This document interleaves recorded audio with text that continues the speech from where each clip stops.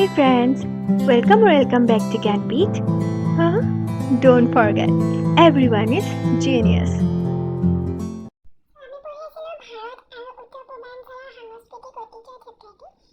ভিডিঅ'ত আমি কভাৰ কৰিছিলোঁ উত্তৰ পূৰ্বাঞ্চল আৰু অসম টপিকটো। চ' আজি আমি পঢ়িম ভাৰতৰ সাহিত্য আৰু অসমৰ সাহিত্যৰ বিষয়ে। Okay, so' let's gate started. সাহিত্য ৱৰ্ডটোৱে তোমালোকে কি বুজা? সাহিত্য হৈছে আমাৰ সমাজ জীৱনৰ এখন দাপোন বা এটা প্ৰতিচ্ছবি। কাৰণ যেতিয়া এজন ৰচকে সাহিত্য সৃষ্টি কৰে, সেই সাহিত্যটো পঢ়ি পিনে সেই সাহিত্যৰ যোগেৰে আমি এটা মেছেজ পাওঁ।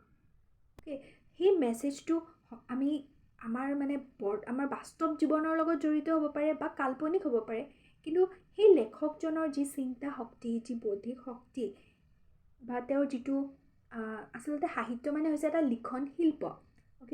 যেনেকৈ বাকীবোৰ আৰ্ট, ছিংগিং আৰ্ট হয়, এটা ডেন্স এটা আৰ্ট হয়, তেনেকৈ সাহিত্যও এটা আৰ্ট হয়, সাহিত্য এটা শিল্প হয়। আৰু যেতিয়া এজন লেখকৰ সাহিত্য পঢ়ি পিনে হয়তো সেই কবিতা হ'ব পাৰে, প্ৰবন্ধ হ'ব পাৰে, গ্ৰন্থ হ'ব পাৰে, যিকোনো সাহিত্যৰ ফৰ্ম বেলেগ বেলেগ ফৰ্মছ থাকিব পাৰে, কিন্তু গোটেইকেইটাৰে এটা কমন ফিচাৰ কি যে তাৰ পৰা আমি এটা মেছেজ পাওঁ। সাহিত্যিক এজনে তেওঁৰ ৰচনাৰ মাজেৰে আমাক কিবা এটা ক'ব বিচাৰে, মানে আমাৰ সমাজৰ কথা, আমাৰ বাস্তৱ জীৱনৰ লগত জড়িত কিছুমান প্ৰব্লেম হ'ব পাৰে, কিছুমান সমস্যা থাকিব পাৰে, বা কিছুমান ভাল লগা কিছুমান কথা যিবোৰ আমি ইমান ভাবি নাচাওঁ। যেনেকৈ আমি কবিতাৰ মাজেৰে আমি বহুত বেছি সৰু সৰু কিছুমান কথা, প্ৰকৃতিৰ লগত জড়িত কিছুমান কথা আমি গম পাওঁ, আমি যিবোৰ আগতে ধৰা ভাবাই নাছিলোঁ। তেনেকুৱা যেনেকৈ ফুলৰ লগত আমাৰ ৰিলেট কৰি কবিতা লিখা হয়। চ' সেই ফুলপাহক চাই পিনে, সেই ফুলপাহক দেখি পিনে আমাৰ কি হয়, এটা তোমাৰ বেলেগ এটা পাৰচেপশ্যন আহে, বেলেগ এটা আমাৰ চিন্তা শক্তি আহে। আৰু সেই চিন্তা শক্তিটো ক'ৰ পৰা আহে? সেই সাহিত্যৰাজিটো পঢ়ি পিনে, বুজিছানে? সাহিত্য এটা কি হয়, সাহিত্যৰ মাজেৰে আমি এটা জাতি, এটা জনজাতি, এখন ঠাইৰ আমি বহুত কথা জানিব পাৰোঁ, বা তাৰে মানুহবিলাকৰ যিখিনি বৈশিষ্ট্য, সেই বৈশিষ্ট্যখিনি বহুতখিনি কথা আমি জানিব পাৰোঁ সেই ঠাইখনৰ বা সেই জাতিটোৰ সাহিত্যৰাজি পঢ়ি।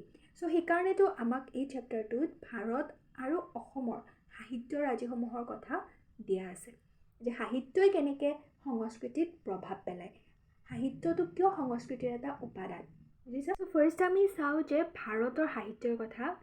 ভাৰতত আমাৰ সময়ে সময়ে ৰচিত সাহিত্যবিলাকে ভাৰতৰ সংস্কৃতিত বা ভাৰতৰ সমাজ ব্যৱস্থাত, ভাৰতৰ মানুহৰ ওপৰত, ভাৰতৰ জনসাধাৰণৰ ওপৰত কেনেকৈ প্ৰভাৱ পেলাই আহিছে। চ' ফাৰ্ষ্ট কথাটো এইটোৱে যে সংস্কৃত সাহিত্যৰাজি মানে কি? আমাৰ ভাৰতৰ প্ৰাচীন যুগত যিবোৰ সাহিত্য ৰচনা হৈ গৈছে, যিবোৰ তোমাৰ মনীষীবিলাকে, ডাঙৰ ডাঙৰ ব্যক্তিসমূহে যিবোৰ সাহিত্য ৰচনা কৰি গৈছে, সেইবোৰ আছিলে সংস্কৃত ভাষাত। চ' যিবোৰ ভাৰতৰ প্ৰাচীনতম সংস্কৃত গ্ৰন্থ বা সংস্কৃত সাহিত্য, সেইসমূহ গ্ৰন্থতহে আচলতে ভাৰতীয় সভ্যতা সংস্কৃতিৰ আত্মা নিহিত হৈ আছে। সেই সংস্কৃত গ্ৰন্থবিলাকেই হৈছে আমাৰ ভাৰতীয় সংস্কৃতিৰ গুৰি, বেছ। চ' সেই সংস্কৃত গ্ৰন্থৰাজিবোৰ কি আছিলে? হয়তো বেদ হ'ব পাৰে, বা আৰণ্যক, উপনিষদ, আৰু আমি ৰামায়ণ মহাভাৰতৰ কথাটো পাইছোঁৱে। এই কাব্য দুখনটো বহুত বেছি ইম্পৰ্টেণ্ট হয় আমাৰ ভাৰতৰ কাৰণে। দেন গীতা, পুৰাণ, তাৰপিছত বেদাংগ। চ' এই গ্ৰন্থ বা এই ৰচনাবিলাকৰ পৰা আমাৰ ভাৰতীয় সভ্যতা সংস্কৃতিটো লাহে লাহে আগবাঢ়ি আহিছিলে, বা সাহিত্যৰ ফালৰ পৰা এই গ্ৰন্থৰাজিসমূহে ভাৰতীয় সংস্কৃতিত বহুত বেছি অৰিহণা যোগাই আহিছে। চ' ভাৰতত সময়ে সময়ে ৰচনা হোৱা এই সাহিত্যৰাজিসমূহে ভাৰতৰ জনসাধাৰণৰ ওপৰত বা ভাৰতীয় সংস্কৃতিৰ ওপৰত কি ক্ষেত্ৰত প্ৰভাৱ পেলাইছিলে? চ' জীৱন আৰু জগত সম্পৰ্কে দৃষ্টিভংগী, ধৰ্মবিশ্বাস, বিজ্ঞান আৰু কাৰিকৰী জ্ঞান, ৰাজনীতি, চিকিৎসা আদি ক্ষেত্ৰত এই সাহিত্যৰাজিসমূহে আমাৰ ভাৰতৰ ওপৰত প্ৰভাৱ পেলাইছিলে। চ' জীৱন আৰু জগত সম্পৰ্কে দৃষ্টিভংগী মানে কি? যে আমি যে লাইফটো যে আমি পাইছোঁ, আমি যে জীৱনটো পাইছোঁ, আমি যে পৃথিৱীত জন্ম লৈছোঁ, আমি ভগৱানক মানুহ, বা আমি নিজৰ কামবোৰ কৰি আছোঁ, আমি দৈনন্দিন সকলোৱে নিজৰ নিজৰ এইমত লাগি আছোঁ, নিজৰ নিজৰ গ'লত লাগি আছোঁ। আমি আমাৰ যিটো লাইফ স্পান, আমাৰ যিটো জীৱন কাল, জন্মৰ পৰা মৃত্যুলৈকে এই গোটেইকেইটা বছৰ আচলতে আমি ৰেচত লাগি আছোঁ হয়নে আমি যদি চোৱা তোমালোকে এতিয়া আমি এটা কম্পিটিশ্যন ভাৱতে আমি তোমালোকে এতিয়া পঢ়ি আছা আৰু সকলোৱে ষ্টুডেণ্ট লাইফটো ফাৰ্ষ্ট আহিব দেন আকৌ এটা বেলেগ জব লাইফ এটা আহিব দেন আকৌ তোমালোকৰ এটা বেলেগ এটা লাইফ আহিব দেন মানে stages of the life okay so' সেই লাইফৰ যিবোৰ ষ্টেজ আমি পাৰ হওঁ আৰু যিটো আমাৰ দৃষ্টিভংগী জীৱনৰ প্ৰতি কেনেকুৱা হোৱা উচিত আমি জীৱনটো কি ভাবি পিনে বা কি এইম লৈ আচলতে আমি জীৱনটো জীয়াব লাগে সেইবোৰ কথা এই আগৰ ঋষিমুনিসকলে আগৰ তপস্যা কৰা ব্যক্তিসকলে সাধনা কৰা ব্যক্তিসকলে মনীষীসকলে তেওঁলোকে এইবোৰ উদ্ধাৰ কৰি গৈছে মানে তেওঁলোকে নিজৰ সাহিত্যৰাজিত এইবোৰ আগতে ৰচনা কৰি গৈছে আৰু আমি যদি বিচাৰোঁ আমি বৰ্তমান আমি যিবোৰ আমি য়ংষ্টাৰ্ছবিলাকে হওক আৰু বৰ্তমান আমি নৱপ্ৰজন্ম মানে যিবিলাক জেনেৰেশ্যন ক্ৰিয়েট হৈ আছে প্ৰত্যেকটো জেনেৰেশ্যনে আমি নিজৰে এটা ডিপ্ৰেশ্যনত থাকোঁ আমি নিজৰে এটা এংজাইটিত থাকোঁ হয়নে আমি লাইফটো আচলতে আমি ইমান ডিপলি নাভাবোঁৱে যেনেকৈ আমি ভাবিব লাগে আৰু সেই আচলতে কনচেপ্টটোৱে আমি নাজানো কাৰণ আমি আগৰ এই ঋষিমুনিসকলে ৰচনা কৰা গ্ৰন্থসমূহৰ আমি গুৰুত্বই নিদিওঁ আমি যদি আমি এতিয়া বৰ্তমান তোমালোকে যিবোৰ ৰুল ৰেগুলেশ্যন চাবা ইউটিউবত বহুত পাবা ইউটিউবত এতিয়াহে লাহে লাহে আমাৰ প্ৰজন্মই এই কথাবোৰ শিকিবলৈ লৈ আছে গীতা হওক ৰামায়ণ হওক মহাভাৰত হওক এই গ্ৰন্থসমূহৰ যিবোৰ জ্ঞান সেই জ্ঞানবোৰ আমি এতিয়াহে আয়ত্ত কৰিবলৈ ষ্টাৰ্ট কৰিছোঁ কিন্তু যদি আমি সেইটো ফাৰ্ষ্টৰ পৰাই কৰিলোঁহেঁতেন আৰু তেতিয়া আমাৰ একো কুৱেশ্যনে নাথাকিলে হয় মনত যে আমি কৰিব কি লাগে আমাৰ ডাইৰেকশ্যন কি হোৱা উচিত আমাৰ নীতি শিক্ষা কি হোৱা উচিত কাৰণ মনীষীসকলে আগতেই এইবোৰ ৰচনা কৰি গৈছে আগৰ পৰাই তেওঁলোকে এইবোৰ সাহিত্যৰাজিত লিখি গৈছে যে আমাৰ নীতি শিক্ষা কি আমাৰ ডাইৰেকশ্যন কি আমাৰ সঠিক পথ কি আমাৰ কিন্তু আমি আচলতে সেইটো উদ্ভাৱনে কৰিব পৰা নাই সেইকাৰণে সেই ভাৰতীয় সময়ত প্ৰাচীন সময়ত কিন্তু এই ঋষিমুনিসকলক সকলোৱে মানিছিলে তোমালোকে মহাভাৰত আৰু ৰামায়ণতো দেখিছা গুৰু গৃহৰ কথা গুৰুৰ কথা পঢ়িছা তেওঁলোকে কিমান বেছি তোমাৰ প্ৰেক্টিকেল জ্ঞান দিছিল ন আমি এতিয়া যিখিনি কিতাপী আমাৰ জ্ঞান লৈ আছোঁ সেইখিনি আচলতে প্ৰেক্টিকেল নহয় সেইখিনি জাষ্ট আমি মুখস্থ মাৰি পিনে যে পঢ়ি আছোঁ সেইটো নহয় কিন্তু সেইটো আচলতে জ্ঞান আমাৰ প্ৰেক্টিকেল নহয় কিন্তু আগতে যিখিনি জ্ঞান দিছিলে সেইখিনি আছিলে আমাৰ জীৱনৰ লগত জড়িত আমাৰ জগতৰ লগত জড়িত আৰু সেই জ্ঞানসমূহে আচল জ্ঞান আৰু যিবোৰ এতিয়া আমি লাহে লাহে উদ্ভাৱন কৰিবলৈ ধৰিছোঁ আমাৰ ভাৰতীয় মানুহে কাৰণ আমাৰ ভাৰতীয়সকলৰ জ্ঞানখিনি ক'ত সন্নিৱিষ্ট হৈ আছে এই প্ৰাচীন গ্ৰন্থসমূহত তাৰোপৰি ধৰ্মৰ প্ৰতি যে আমি বিশ্বাস ৰাখিব লাগে ভক্তিহে শক্তিহে শুনিছা চ' এনেকুৱা কিছুমান নীতি শিক্ষা তাৰপাছত বিজ্ঞানৰ জ্ঞান কাৰিকৰী জ্ঞান ৰাজনীতি চিকিৎসা এই প্ৰত্যেকটো ক্ষেত্ৰতে এই সাহিত্যৰাজিসমূহে আমাক জ্ঞান দিয়ে তাৰপাছত এই যে ঋষিমুনিসমূহে যে এই সাহিত্যৰাজিসমূহ ৰচনা কৰিছিলে ইমান যে জ্ঞান তাত যে সন্নিৱিষ্ট কৰিছিলে তেওঁলোকে আচলতে গভীৰ অন্তৰ্দৃষ্টি আৰু অক্লান্ত বৌদ্ধিক সাধনাৰ ফলতহে এইবোৰ ৰচনা কৰিব পাৰিছিলে অক্লান্ত বৌদ্ধিক মানে কি যে ভাগৰহীন ক্লান্ত মানে ভাগৰ অক্লান্ত মানে কি ভাগৰহীন তেওঁলোকৰ যিটো বুদ্ধি আছিলে তেওঁলোকৰ যিটো ইণ্টেলিজেঞ্চ আছিলে এইটো ইমান বেছি হাই লেভেলৰ আছিলে ইমান বেছি তেওঁলোকে গভীৰভাৱে ভাবিব পাৰিছিলে কথাবোৰ আৰু সেইকাৰণে তেওঁলোকে এইবোৰ ৰচনা কৰিব পাৰিছিলে তেওঁলোকৰ কি আছিলে ডেডিকেশ্যন আছিলে সাধনা আছিলে আৰু এই সাধনাৰ ফলতে এই ৰচনাৰাজিসমূহ সৃষ্টি হৈছিলে আৰু ভাৰতৰ আমাৰ যি সমাজ ব্যৱস্থা ভাৰতৰ যি মনস্তত্ব মানে হৈছে ফিল'চফি আমি যি ভাবোঁ আমাৰ মানুহৰ যিটো ভবা ধৰণ মনৰ যিটো গুণ সেই গুণসমূহ সাহিত্য চেতনা সৰ্বভাৰতীয় সাংস্কৃতিক ঐক্যবদ্ধ এইবোৰো গঢ় লৈ উঠিছে এই সাহিত্যৰাজিৰ পৰাই এই সাহিত্যৰাজিসমূহৰ পৰাই আমাৰ আগৰ প্ৰাচীন কালৰে পৰা বৰ্তমানলৈকে আমাৰ এই ব্যৱস্থাসমূহ গঢ় লৈ উঠিছে চ' ইয়াৰ এটা বহুত বেছি এটা ভাল এক্সাম্পল তোমালোকক যদি দিওঁ তোমালোকৰ বহুতেই জিনিয়াছ মুভিখন চাইছা চাগে তেৰা ফিতুৰ গানটো শুনিছা ফেমাছ গানকেইটা শুনিছাই তাৰে সেই ফিল্মখনৰ আৰু যোনে চোৱা নাই চাবাচোন বহুত বেছি মানে এই চেপ্টাৰটোৰ লগতে ৰিলেটেড এইখিনি কথাখিনি যে সেই ল'ৰাজনেও কি কয় IITian হৈ পিনেও তাৰ মানে কি থাকে সমস্ত তাৰ বেদৰ লগত ৰিলেটেড তাৰ জ্ঞানবোৰ থাকে তাক সকলোৱে জোকায় যে তই এইবোৰ আগৰ দিনৰ কিতাপবোৰ পঢ় বা সেইবোৰ তই সংস্কৃত জানো সংস্কৃত পঢ় ইংৰাজী নাজানো কিন্তু সি কি কৰিছিলে সি সেইটো সিহঁতক প্ৰুভ কৰে যে বৰ্তমান আমি মানে সেইটো IITian হৈ পিনেও সেই লেভেলটোত, সেই ইঞ্জিনিয়াৰিং লেভেলটোত সিহঁতে যিবোৰ কনচেপ্ট এতিয়া পঢ়ি আছে, যিবোৰ কনচেপ্টৰ জ্ঞান সিহঁতে পঢ়ি আছে, যিবোৰ লৈ আছে, সেইবোৰ বেদত বা গ্ৰন্থত আগতেই পণ্ডিতসকলে লিখি গৈছে, কিন্তু সেইবোৰ আমি আচলতে চোৱাই নাছিলোঁ, আমি সেইটো লক্ষ্যই কৰা নাছিলোঁ। সেইবোৰ 4 বৰ্ণাশ্ৰম মানে কি? ব্ৰহ্মচৰ্য, গাৰ্হস্থ্য, বানপ্ৰস্থ, সন্ন্যাস। আমি আগতে ছ'চিয়েলত ক্লাছ 5 নে 6ত পাইছিলোঁ যে এনেকৈ এই 4টা ষ্টেজত আমাৰ লাইফটো যায়।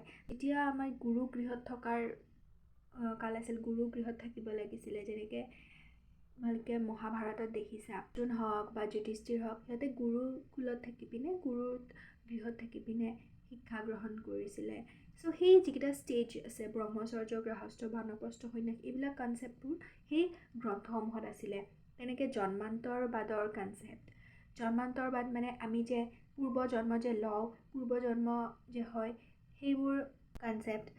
তাৰপাছত অৱতাৰবাদ মানে কি? এই যে আমাৰ যে শংকৰদেৱ, মাধৱদেৱ, তেওঁলোকক যে আমি ভগৱানৰ মানৱ বুলি কৈছোঁ, মানে ঈশ্বৰ মানৱ বুলি যে আখ্যা দিছোঁ, কাৰণ ভগৱানৰ বেলেগ বেলেগ ৰূপ আমাৰ সমাজলৈ, আমাৰ পৃথিৱীলৈ আহি গৈছে। যেনেকৈ আমি শংকৰদেৱক আমি ঈশ্বৰ মানৱ বুলিয়েই কওঁ, শংকৰদেৱক আমি ভগৱানৰ ৰূপ বুলিয়েই কওঁ। চ' সেইটো কি? এটা অৱতাৰবাদ, মানে অৱতাৰ লৈ পিনে আহে সমাজলৈ। তেনেকৈ বুদ্ধদেৱ হওক, তেনেকুৱাকৈ বেলেগ বেলেগ কিছুমান মানৱ ৰূপী ভগৱানক আমি মানো। চ' সেইটো অৱতাৰবাদৰ কনচেপ্ট। বা পাপ পুণ্য, মুক্তি, এইবিলাক কনচেপ্টবোৰ বৰ্তমান যিবোৰ আমি আধ্যাত্মিকভাৱে যিবোৰ ফ'ল' কৰোঁ, সেইবোৰ এই গ্ৰন্থৰাজিৰ পৰাই আহিছে, এই প্ৰাচীন সাহিত্যৰ পৰাই আহিছে। আমাৰ যি অন্তৰ্দৃষ্টি মানে কি? আমি যে কওঁ যে 6 চেন্সেছ, আমাৰ যি ইনটিউশ্যন, ইংৰাজীত ক'বলৈ গ'লে ইনটিউশ্যন, এই অন্তৰ্দৃষ্টি যদি আমি এটা সঠিক ডাইৰেকশ্যনত লৈ যাব লাগে, এটা ভাল ডাইৰেকশ্যনত লৈ যাব লাগে, তেতিয়াহ'লে আমি এই গ্ৰন্থৰাজি পঢ়া উচিত। এই গ্ৰন্থৰাজিৰ নীতি নিয়মবোৰ ফ'ল' কৰা উচিত। ইউটিউবত বহুত বেছি ভিডিঅ'জ পোৱা যায়, চাণক্য নীতিৰ ওপৰত ভিডিঅ'জ পোৱা যায়, বা আব্দুল কালামে কি কৈছিলে, মহাত্মা গান্ধীয়ে কি কৈছিলে, সেনেকুৱা ডাঙৰ ব্যক্তিবিলাকৰ নীতি নিয়মসমূহ পোৱা যায়। আৰু এই নীতি নিয়ম, তেওঁলোকৰ লছবিলাক, যিবিলাক তেওঁলোকে ৰুল দিছিলে আমাৰ লাইফৰ ক্ষেত্ৰত নিজৰ এক্সপিৰিয়েঞ্চৰ ফালৰ পৰা, সেই লবোৰ যদি আমি নিজৰ লাইফত ফ'ল' কৰোঁ, দেন মানে আমাৰ মানে একো কনফিউজন ক্ৰিয়েট নহয়। আমাৰ সঠিক যিটো অপশ্যন, সেইটো চুজ কৰাত কেতিয়াও মানে বিপদ নহয়। বা আমাৰ এই যে আমি যে বৰ্তমান সকলোৱে যে এংজাইটিত পৰি আছোঁ, সকলোৱে যে নিৰাশাত ভুগি আছোঁ, লাইফত আমি বহুত বেছি ষ্ট্ৰেছত আছোঁ। চব মানুহে দৌৰি আছে কিহৰ পিছত? অনলি পইচাৰ পিছত, অনলি ফেমৰ পিছত, অনলি নামৰ পিছত। কিন্তু জীৱনটো আচলতে সেইটো নহয়। আৰু জীৱনটোক যদি আমি ভালকৈ উদ্ধাৰ কৰিব লাগে, জানিব লাগে, আমি এই গ্ৰন্থৰাজিসমূহৰ যিবোৰ তত্ত্ব, সেই তত্ত্ববোৰ আমি আৱিষ্কাৰ কৰিব লাগিব, যিটো এতিয়াও সম্পূৰ্ণভাৱে হোৱা নাই। এতিয়াও তাৰ অনুবাদসমূহ হৈয়ে আছে, অনুবাদসমূহৰ পৰা ব্যাখ্যাবোৰ হৈয়ে আছে। অ'কে, চ' সেইখিনি। চ' আই হোপ তোমালোকে সাহিত্যই আমাৰ সমাজক কেনেকৈ প্ৰভাৱ পেলায়, আমাৰ মানুহৰ মনক কেনেকৈ প্ৰভাৱ পেলায়, সেইটো বুজি পেলাই, আমাৰ সংস্কৃতিৰ ক্ষেত্ৰত কেনেকৈ প্ৰভাৱ পেলায়। এতিয়া লাষ্ট এইটো টপিকত তোমালোকক মই কিছুমান ইম্পৰ্টেণ্ট পইণ্টছ দিম। যেতিয়া লং কুৱেশ্যন আহে, তেতিয়া এইকেইটা পইণ্টছ লিখিবা। আৰু শ্বৰ্ট কুৱেশ্যন বহুত বেছি আহে, MCQ বহুত বেছি আহে এই সাহিত্য, মানে ভাৰতৰ সাহিত্যৰ ক্ষেত্ৰত এইকেইটা পইণ্টৰ পৰা। অ'কে, চ' কৌটিল্যই কি লিখিছিলে? অৰ্থশাস্ত্ৰ। এইকেইটা মানে সেই হয়, তোমাৰ ইয়াতে আছে, গম পাবা, কিছুমান মানে মহৎ লোকৰ নাম দিয়া আছে, যেনেকৈ কপিল, পতঞ্জলি, গৌতম, বাদৰায়ণ, কনাদ, জৈমিনী, ৰামানুজ, সেইবিলাক, আৰ্যভট্ট, কলহন, এনেকুৱা কিছুমান ব্যক্তিৰ নাম দিয়া আছে। আৰু তেওঁলোকৰ পাৰ্টিকুলাৰ ফেমাছ কিছুমান ৰচনাৰ কথা দিয়া আছে। কিন্তু এই পৰ্শ্যনটোৰ পৰা MCQ বহুত আহে, সেইকাৰণে এইকেইটা পইণ্ট নোট ডাউন কৰি লোৱা। কৌটিল্যৰ অৰ্থশাস্ত্ৰ, মানে এনেকৈ আহিব যে অৰ্থশাস্ত্ৰ কোনে ৰচনা কৰিছিলে, তেতিয়া আপোনালোকে অপশ্যনটো টিক কৰিব লাগিব, কৌটিল্য। তাৰপাছত ৰাজতৰংগিনীৰ ৰচকজনৰ নাম বহুত ইম্পৰ্টেণ্ট, কলহন।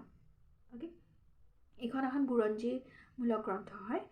তাৰপিছত তোমাৰ বাণী কিছুমানৰ আহে, তোমাৰ কুৱেশ্যন, যে সত্যমে জয়তে, এই বাণীটো কোনখন উপনিষদৰ পৰা আহিছে, বা কোনটো মানে অপশ্যনত থাকিব যে ক'ৰ পৰা লোৱা হৈছে। চ' তোমালোকে লিখিব লাগিব মুণ্ডক উপনিষদ। টিক মাৰ্ক দিব লাগিব, বহুত বেছি ইম্পৰ্টেণ্ট। অহিংসাই পৰম ধৰ্ম, যিটো মহাত্মা গান্ধীয়ে নিজৰ জীৱনত ফ'ল' কৰিছিলে। চোৱা, অহিংসাই পৰম ধৰ্ম মহাত্মা গান্ধীয়ে নিজৰ যুদ্ধসমূহতো, নিজৰ আন্দোলনসমূহতো তেওঁ এইটো ফ'ল' কৰিছিলে, নিজৰ লাইফত ফ'ল' কৰিছিলে। আৰু ক'ত আছিলে বাণীটো? মহাভাৰতত। বহুত ইম্পৰ্টেণ্ট। জননী জন্ম ভূমিষ্য স্বৰ্গাদপি গৰীয়সী, ৰামায়ণত আছিলে। আৰু বসুধৈৱ কুটুম্বকম, এইটো আছিলে মহোপনিষদ, মানে উপনিষদতকৈও ওপৰত মহোপনিষদ, বুজিছা? চ' এইকেইটাৰ পৰা তোমালোকৰ শ্বৰ্ট কুৱেশ্যন আহিব। বাকী সাহিত্যৰ ক্ষেত্ৰত মেইন কথাখিনি মই ক'লোৱে। ভাৰতৰ ক্ষেত্ৰত এইবাৰ আমি আহোঁ অসমলৈ। ভাৰতত যেনেকৈ সাহিত্যই প্ৰভাৱ পেলায়, চিম্পলি সেইখিনি কথাই অসমৰ ক্ষেত্ৰতো, যে অসমতো তেনেকৈ প্ৰভাৱ পেলায়। বিকজ সাহিত্যই মানুহৰ ওপৰত কেনেকৈ কি ইম্পেক্ট কৰে সেইটো বেচিক টু ছেম। সাহিত্যৰ আমাক কেনেকৈ, মই তোমালোকক যেতিয়া সাহিত্য ৱৰ্ডটো বুজাইছোঁ তেতিয়াই মই কৈছোঁ যে সাহিত্য হৈছে আমাৰ সমাজৰ এটা প্ৰতিচ্ছবি, এখন দাপোন স্বৰূপ। চ' প্ৰত্যেকটো সাহিত্যৰাজি, প্ৰত্যেকটো জনগোষ্ঠী বা জাতিৰ যিখিনি সাহিত্য আছে, সেই সাহিত্যই মানুহখিনিৰ ওপৰত কেনেকৈ ইম্পেক্ট পেলায় সেইটো ছেইম হয়।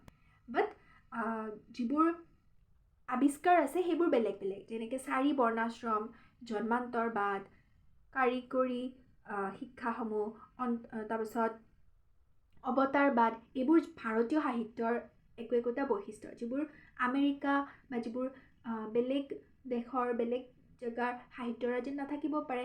আমাৰ যেনেকৈ শংকৰদেৱক আমি ভগৱান স্বৰূপে মানো, তেনেকৈ বেলেগ দেশত ধৰা বেলেগ ঠাইত তেওঁলোকৰ এই কনচেপ্টটো নাথাকিব পাৰে, তেওঁলোকে পূৰ্বজন্মৰ ওপৰত বিশ্বাস নকৰিব পাৰে। চ' সেইটো হৈছে তেওঁলোকৰ নিজা সাহিত্য, তেওঁলোকৰ নিজা কেৰেক্টাৰ, নিজৰ বৈশিষ্ট্য। চ' ভাৰতৰ সাহিত্যত যেনেকৈ পইণ্টছকেইটা তোমালোকক মই দিছোঁ, তেনেকৈ অসমৰ সাহিত্যৰ ক্ষেত্ৰতো কিছুমান পইণ্টছ তোমালোকে মনত ৰাখিবা। এইকেইটা পইণ্ট মনত ৰাখিলে তোমালোকে লং কুৱেশ্যন হওক বা শ্বৰ্ট কুৱেশ্যন হওক ধুনীয়াকৈ আনচাৰ কৰিবলৈ পাৰিবা। চ' ফাৰ্ষ্টতে হৈছে যে অসমীয়া ভাষাটো। চ' অসমীয়া ভাষাটো তোমালোকে জানা যে সংস্কৃত ভাষাৰ পৰা আহিছে, সংস্কৃত ভাষাৰ ৰূপান্তৰ হৈ পিনে আমাৰ অসমীয়া ভাষাটো গঢ় লৈ উঠিছে। আমাৰ এই অসমীয়া লিখিত আধুনিক যিটো ৰূপটো, সেই ৰূপটো গঢ় লোৱাত অৰুণোদয় আঁচনিখনৰ বহুত বেছি ভূমিকা আছে। অসমীয়া সাহিত্যৰ ভঁৰাল বুলি ক'লে আমি অৰুণোদয়খনকে কওঁ, কাৰণ অৰুণোদয়ৰ পৰাই অসমীয়া সাহিত্যৰ যি গতি, সেই গতি ষ্টাৰ্ট হৈছিলে। এই যিটো সময়, সেই সময়টোৰ পৰাই আচলতে আমাৰ অসমীয়া সাহিত্যৰ ৰচনা ষ্টাৰ্ট হৈছিলে। অৰুণোদয়ৰ পাতত সকলোৱে নিজৰ সাহিত্যৰাজি প্ৰকাশ কৰিছিলে, আৰু তেনেকৈ বেলেগ বেলেগ ৰচকৰ সাহিত্যসমূহৰ মাজেৰে আমাৰ এই বৰ্তমান অসমীয়া ৰূপটো পাইছে। খ্ৰীষ্টীয় 10ম শতিকাৰ পৰা 4ৰ্থ শতিকাৰ সময়ছোৱাৰ ভিতৰত অসমৰ লিখিত সাহিত্য বুলি ক'লে চৰ্যাপদ নামৰ কিছুমান গীত ৰচনা হৈছিলে সেই সময়ত। চ' এই চৰ্যাপদ ৱৰ্ডটো ইম্পৰ্টেণ্ট, মডেল কুৱেশ্যনত আহিব পাৰে যে চৰ্যাপদ কি? চৰ্যাপদ হৈছে আমাৰ সেই ৰজা মহাৰাজাৰ সময়ৰ অসমৰ সাহিত্য গীত, কাৰণ গীতটো এটা সাহিত্যই ন, গীতৰ মাজেৰেও আমি কিবা এটা মেছেজো দিব বিচাৰোঁ। গীত যেতিয়া ৰচনা কৰে তেতিয়াতো ফাৰ্ষ্ট লিৰিক্সখিনি যেতিয়া লিখে সেইখিনি এটা সাহিত্যই হয়, তাৰ পাছতে সুৰ দি পিনে এটা গীত কৰা হয়। এতিয়া ইয়াৰ অসমৰ সাহিত্যৰ ক্ষেত্ৰত তোমালোকে এইকেইটা পইণ্ট মনত ৰাখিবা। সপ্তকাণ্ড ৰামায়ণ কোনে অনুবাদ কৰিছিলে? মাধৱ কন্দলী। কীৰ্তন হৈছে শংকৰদেৱৰ, নামঘোষা হৈছে মাধৱদেৱৰ। বহুতে কীৰ্তন আৰু নামঘোষাৰ ৰচক দুটা উল্টা পুল্টা কৰা, ইম্পৰ্টেণ্ট। প্ৰথম নাট হৈছে আমাৰ সিংহ যাত্ৰা, বহুত বেছি ইম্পৰ্টেণ্ট এইটো কুৱেশ্যন। কথা গীতা, ভাগৱত কথা, ৰত্নাৱলী কথা, এইসমূহ লিখিছিলে ভট্টদেৱে, আৰু পদ্য গীতা হৈছে গোবিন্দ মিশ্ৰৰ। চ' এতিয়া অসমৰ ক্ষেত্ৰত সেই সময়ৰ যিবোৰ আহোম ৰজা, বেলেগ বেলেগ যিবোৰ ৰজা অসমত শাসন কৰি গৈছে, বেলেগ বেলেগ শাসকে, তেওঁলোকৰ নিজা কিছুমান স্থায়ী ভাষা আছিলে। যেনেকৈ আহোমসকলৰ আছিলে টাই ভাষা। চ' তেওঁলোকৰ ৰচনাসমূহ সেই ভাষাতে আছে, কিন্তু পিছলৈ যিবোৰ আমাৰ অসমীয়া সাহিত্য, অসমীয়া সাহিত্যিক, আমাৰ অসমৰ যিবোৰ গুৰি ধৰোঁতা, যেনেকৈ শংকৰদেৱ, মাধৱদেৱ, ভট্টদেৱ পালে, চ' ৰাম কন্দলী, সেইসমূহ ৰজাই সেই তেওঁলোকৰ তেনেকুৱা গ্ৰন্থসমূহ অনুবাদ কৰিছিলে, আৰু তেনেকৈ আমাৰ অসমীয়া সাহিত্যৰ ভঁৰালটো তেওঁলোকে নিজৰ, আৰু অনুবাদ কৰা বুলিয়ে নহয়, নিজেও বহুত বেছি ৰচনা কৰিছিলে। যেনেকৈ শংকৰদেৱ মাধৱদেৱৰ ৰচনাটো তোমালোকে জানাই ব্ৰজাৱলী ভাষাত থাকে। চ' ব্ৰজাৱলী ভাষাত পৰা বৰ্তমান আমাৰ অনুবাদ কৰি তেওঁলোকৰ সাৰমৰ্মখিনি আমি লৈ আছোঁ, তেওঁলোকৰ নীতি নিয়মখিনিও আমি লৈ আছোঁ। আমাৰ ভাগৱত পাঠ হয়, আমি আচলতে আমাৰ অসমীয়াসকলে আমি মহাভাৰত ৰামায়ণতকৈ আমি বেছিকৈ ফ'কাছ কৰোঁ নামঘোষা আৰু কীৰ্তন ঘোষাৰ ওপৰত, হয়নে? আমাৰ যিকোনো কাম কাজতে হওক, যিকোনো পবিত্ৰ পৰিৱেশতে হওক, আমি ফাৰ্ষ্ট আমি নামেৰে আমি ষ্টাৰ্ট কৰোঁ ন, আমি হৰি নামেৰে ষ্টাৰ্ট কৰোঁ। আৰু এই হৰি নামৰ মাজেৰে আমি আচলতে কি কৰোঁ, আমাৰ এই সাহিত্যৰাজিসমূহত থকা নিহিত হৈ থকা আমাৰ নীতি নিয়মসমূহে আমি সমাজক দি আছোঁ, আমি সমাজলৈ বিয়পাবলৈ চেষ্টা কৰোঁ। চ' এতিয়া যদি আমি তুলনা কৰোঁ ভাৰত আৰু অসমৰ সাহিত্যৰ ক্ষেত্ৰত কি ডিফাৰেঞ্চ হ'ব, কেনেকৈ তোমালোকে মনত ৰাখিবা উল্টা পুল্টা নলগাকৈ। ফাৰ্ষ্টতেতো হৈছে প্ৰভাৱটো কি হয়, ছেইম হয়। যেনেকৈ ভাৰতৰ ক্ষেত্ৰত সাহিত্যৰাজিয়ে ভাৰতৰ জনসাধাৰণৰ ভাৰতৰ মনৰ ওপৰত প্ৰভাৱ পেলায়, তেনেকৈ অসমৰ ক্ষেত্ৰতো আমাৰ অসমৰ জনসাধাৰণৰ ওপৰত প্ৰভাৱ পেলাইছে বেলেগ বেলেগ সাহিত্যৰাজিয়ে। ভাৰতৰ ক্ষেত্ৰত মেইনলি ৰামায়ণ আৰু মহাভাৰত কাব্য গ্ৰন্থ দুখন বহুত বেছি ইম্পৰ্টেণ্ট। আমাৰ মানে নীতি নিয়মৰ ক্ষেত্ৰত, ধৰ্মৰ ক্ষেত্ৰত, বেলেগ বেলেগ কনচেপ্ট বিল্ডআপৰ ক্ষেত্ৰত। আৰু অসমৰ ক্ষেত্ৰত আমাৰ শংকৰদেৱ আৰু মাধৱদেৱৰ নামঘোষা, কীৰ্তন ঘোষা বহুত বেছি ইম্পৰ্টেণ্ট। ভগৱত গীতা বহুত বেছি ইম্পৰ্টেণ্ট এইকেইটা।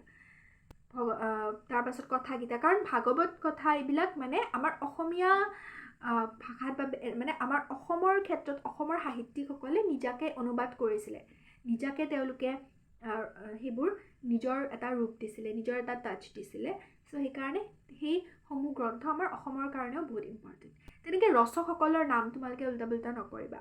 ৰচকসকলৰ নাম ভাৰতৰ ৰচকসকল বা ভাৰতৰ যিখিনি আছে সাহিত্যিক সেই সময়ৰ, তেওঁলোকৰ নামটো আৰু অসমৰ সাহিত্যিকসকলৰ নামকেইটা বেলেগ বেলেগ, সেইটো এটা ডিফাৰেঞ্চ আছে।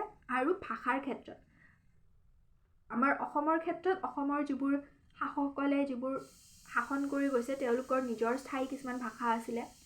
মই ক'লোৱে আহোমসকলৰ টাই ভাষা, তেওঁলোকে সেনেকৈ টাই ভাষাত ৰচনা কৰিছিলে। শংকৰদেৱ মাধৱদেৱৰ কালত ব্ৰজাৱলী ভাষা, তাৰপিছত তেনেকৈ সংস্কৃত ভাষাৰ পৰা অসমীয়া ভাষাটো অনুবাদ হ'ল, তাৰপিছত অসমীয়া ভাষাত ৰচনা কৰিবলৈ ল'লে।